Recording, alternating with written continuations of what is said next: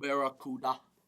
Hey everybody, Josh again with eciov.com coming at you with an update to our Sony WH-1000XM3 unboxing video that we did a few weeks ago. We've had a lot of time to put these headphones through the paces and are back to answer all of your questions.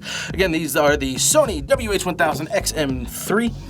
Brand new, just came out a month ago, and you guys had a lot of questions, so let's get right into it. Sony definitely wins ambient noise cancellation. There is nothing better within this price range, or honestly, I'm not even sure anything better exists. The cancellation on these headphones is phenomenal. Their ability to measure sound and adapt to your environment, there's nothing else like it on the market. The other big win for these headphones is the sound quality. Personally, for me, they're a little bit bass heavy. I prefer to have the sound as it was intended in the studio instead of adding bass where it doesn't need to be. However, these are fully adjustable EQ'd headphones. You can turn down the bass if you want to. You're going to get as much volume out of these as you could possibly stand to listen to. I also didn't notice any distortion at that volume, which just blows my mind. So if you're the kind of person that wants to make yourself deaf, they'll work. The audio quality over Bluetooth is acceptable as far as I'm concerned. I'm not the most picky audiophile in existence. Ultimately, I know good sound when I hear it, and the sound from these is better than good for most people. There are some improvements that they made to these headphones as compared to the XM2. Let's talk about those next. The number one question, did they fix the headband? Well, they made some changes, but you're gonna have to wait to find out if they fixed it at the very end of this video. I'm gonna open them up and we'll take a look together. One of the biggest annoyances I found with these headphones, and actually one of the commenters asked us this question as well, is whether or not the stupid blue light that blinks on this ever stops. I'm happy to report that the blue light actually does turn off. It's on about a 15-second timer, give or take, but every time you do anything with the headphones, the light starts blinking again. So if you adjust the volume, if you turn off ambient noise, ultimately, there should just be a way to turn it off. It really isn't offering any kind of benefit. Looking in the app settings, there's nothing in there that lets you just turn off the LED entirely. Another improvement is the fact that the automatic power off is now adjustable. You can change the time that it takes to automatically power off the headphones, or you can disable it entirely. You can make them stay in noise canceling mode forever, until the battery dies.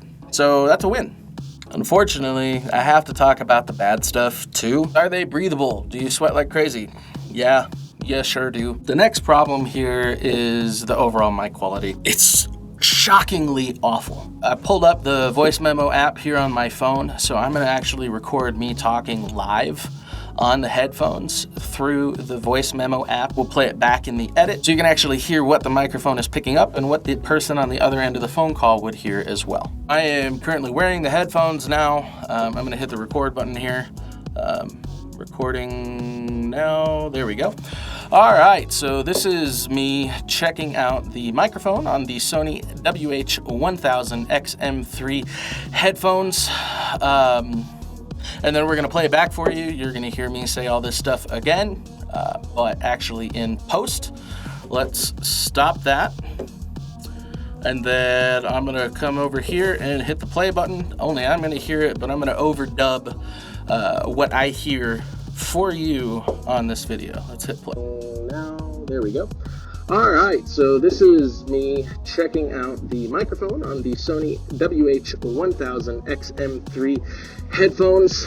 And then we're gonna play it back for you. You're gonna hear me say all this stuff again, but actually in post.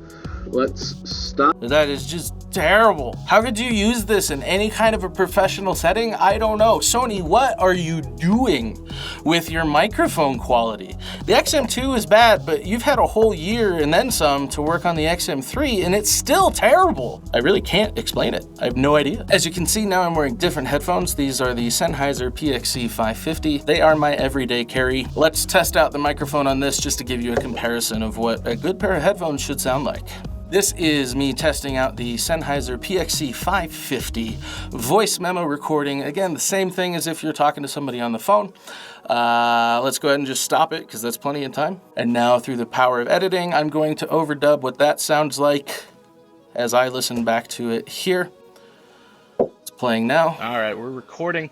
This is me testing out the Sennheiser PXC550 voice memo recording. Again, the same thing as if you're talking to somebody on the phone. A lot clearer, much let's go ahead sharper. And stop it because that's plenty. So much sharper, actually usable in what I would consider a professional setting. The Sony comparison is just muffled, garbled, it's muted, there's no clarity whatsoever. It's just terrible. So what else are these headphones bad at? Well, the Bluetooth range is maybe 20 feet, like really not good. It's about half of what I've seen on the PXC550. Even the Bose were better than this. Another huge question I got was latency. Now, it's better, but I have to say, I think it's still there. What latency is what you see on the screen versus what you hear in the headphones. Bluetooth often adds delay so that the person's mouth talking on the video ends up ahead of the sound that you're actually hearing in your headphones. It's not terribly noticeable, but going back and forth between my Sennheiser and my Sony, it's there. Something. It's there. It's not going to drive you nuts, I don't think, but it's there. I'd love to know if you have these headphones. Do you notice it? Am I crazy? I don't know. Let me know what you think in the comments. For all the people who have to wear glasses all day, it does actually put some pressure on the arms of your glasses. My wife actually wears glasses every day, and I had her test this. I don't wear glasses, so I don't know what I'm looking for, but she could tell a noticeable difference between these and the Sennheiser PXC550. The PXC550 just doesn't put as much pressure toward your head as the Sony WH-1000XM3. Now, there are a lot of factors that will go into this, like head shape. If you got a bigger head like I do, that pressure is more, whereas if you have a more narrow head, that pressure is less. So take this criticism with a grain of salt. I don't have a wide sample base to really give you accurate information here. I can only tell you what one person said. But that said, the horizontal pressure is definitely higher than the PXC550. She didn't enjoy wearing the WH-1000XM3 with her glasses. If glasses are a big deal for you, you may want to consider something else. One thing that didn't really see any real improvement were the touch controls on the right ear cup here. It has various taps and swipes in order to control the headphones and your phone. You can skip tracks, adjust volume. I'm still a huge fan of touch over physical buttons like the Bose QC35 Mark II, but these are nowhere near as good as the Sennheiser PXC550. However, the touch controls are an improvement over physical buttons as far as I am concerned. You may differ.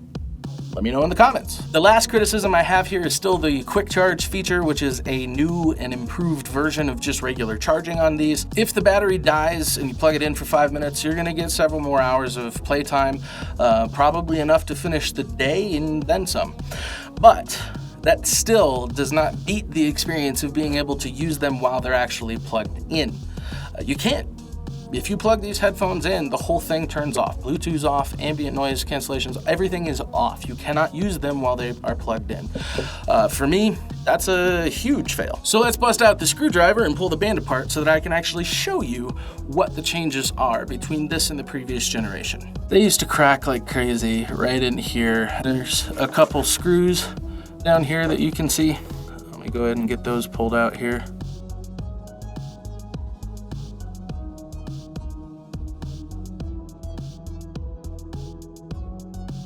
Now we can open this back up and you'll see here we have a gap here now. So this just kind of slides out and pops just like that. If you look in here and compare the hinge structure for the XM3, you'll notice that there's quite a few changes. In fact, let me throw up a picture of what the changes are here. Primarily, we have a completely different backing wall in there. It's definitely reinforced in order to hopefully prevent cracking of the headphone band. It's completely different redesign, it's pressure fit. Ultimately, we don't think this is gonna have any issues cracking under normal use. And lastly, there isn't a sensor in the headband that detects when you have them on and off your head. The headband is not dynamic. It does not sense anything.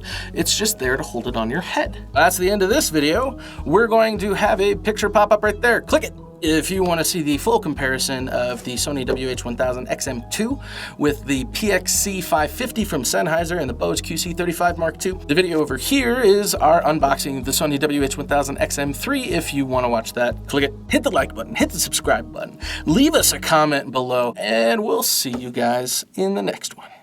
Have a good day.